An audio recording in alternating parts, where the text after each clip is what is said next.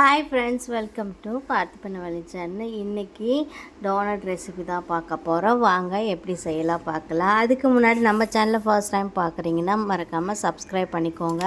அது கூடவே பெல் ஐக்கனையும் கிளிக் பண்ணிக்கோங்க. ஸோ வாங்க வீடியோக்குள்ளே போகலாம். ஒரு மிக்சிங் பவுலில் 50 மில்லி பால், வெது வெதுப்பான பால் எடுத்துக்கலாம். வெது வெதுப்பாக பால் ரொம்ப சுடக்கூடாது. வெது வெதுப்பாக இருந்தால் தான் ஈஸ்ட் ஃபெர்மெண்டேஷன் ஆகி வரும். ஸோ அதனால் வெது வெதுப்பான பால் எடுத்துக்கலாம். வெது வெதுப்பான பால் கூட 2 ஸ்பூன் சர்க்கரை, 1 ஸ்பூன் ஈஸ்ட்டு அப்படியே நல்லா கலந்து விட்டு க்ளோஸ் பண்ணி விட்டுருங்க. அது ஒரு 10 மினிட்ஸ் இருக்கட்டும், நல்லா ஃபெர்மெண்டேஷன் ஆகி வரும். அதுக்கப்புறம் இன்னொரு மிக்சிங் பவுலில் 250 கிராம் மைதா மாவு எடுத்துக்கலாம். மைதா கூட 1 ஸ்பூன் அளவு பட்டர் எடுத்துக்கலாம். பட்டர் நல்லா மெல்ட்டாக ரூம் டெம்பரேச்சரில் இருக்கட்டும். அப்போ தான் நம்ம கலந்து எடுத்து ஈஸியாக இருக்கும். அது கூடவே 50 கிராம் சர்க்கரை, இது எல்லாத்தையும் சேர்த்து நல்லா கலந்து எடுத்துக்கலாம்.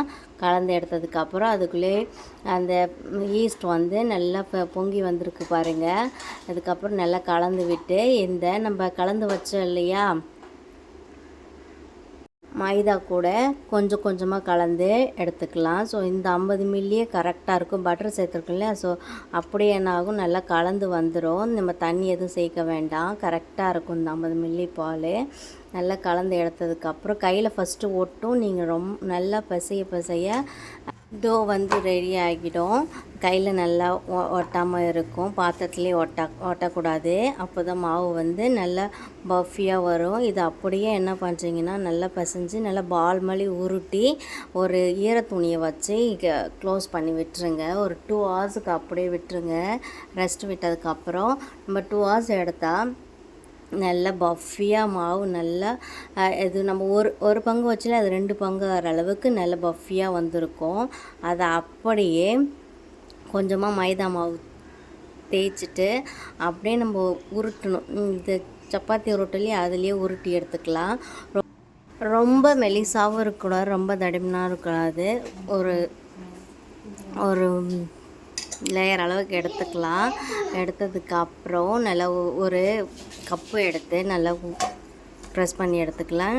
கப்பு உங்களுக்கு எந்த ஷேப்பு, ஆனால் ரவுண்ட் ஷேப்பில் இருக்கணும். நல்லா தேய்ச்சிட்டு நல்லா வச்சு எடுங்க. அதுக்கு மேலே டோனட் ஷேப்புக்கு நான் வாட்டர் பாட்டில் மூடி எடுத்துருக்கேன். அதையும் நல்லா வச்சு எடுத்ததுக்கப்புறம் நம்ம இந்த 1/4 கிலோ மாவு எடுத்தோம் இல்லையா, 250 கிராம், அது ஒரு 8 டோனட் கிட்ட வரும். எடுத்ததுக்கப்புறம் நல்ல ஒரு வானலில் ஆயில் ஹீட் பண்ணி ஹை ஃப்ளேம் வைக்கங்க. லோ ஃப்ளேமில் வச்சு எடுத்தால் வெடிப்பு இல்லாமல் வரும். லோ ஃப்ளேமில் வச்சு நல்லா பொரிச்சு எடுத்துக்கலாம். பொரிச்சு எடுத்ததுக்கப்புறம் நான் மில்கி சாக்லேட்டும் டயர் மில்க் எடுத்து நல்லா டபுள் பாயில் 2 சாக்லேட்டையும் மெல்ட் பண்ணி எடுத்து டிப் பண்ணி எடுத்துக்கிட்டாச்சு.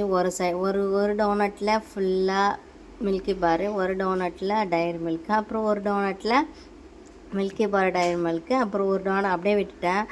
சுகர் பவுடர் பண்ணணும், பட் கரண்ட் இல்லாதனால அப்படியே விட்டுட்டேன். சுகர் அரைச்சிட்டு கூட அது மேலே அது ஒரு டோனட் மாதிரி, அதுவுமே ஒரு ஃப்ளேவர் நல்லாயிருக்கும். இல்லை உங்ககிட்ட இந்த நட்ஸு இதெல்லாமே அது மேலே போட்டாலுமே அதுவுமே சூப்பராக இருக்கும். வீட்லேயே டோனட் செய்ய முடியுமான்னு பார்த்தா கண்டிப்பாக செய்ய முடியும். ஈஸ்ட் இருந்தாலே போதும், சூப்பர் அண்ட் டேஸ்டியாக செஞ்சிடலாம். ஸோ குழந்தைங்களுக்கும் செஞ்சு கொடுங்க வீட்லேயே. So bye. வீடியோ பிடிச்சா லைக் பண்ணிக்கோங்க.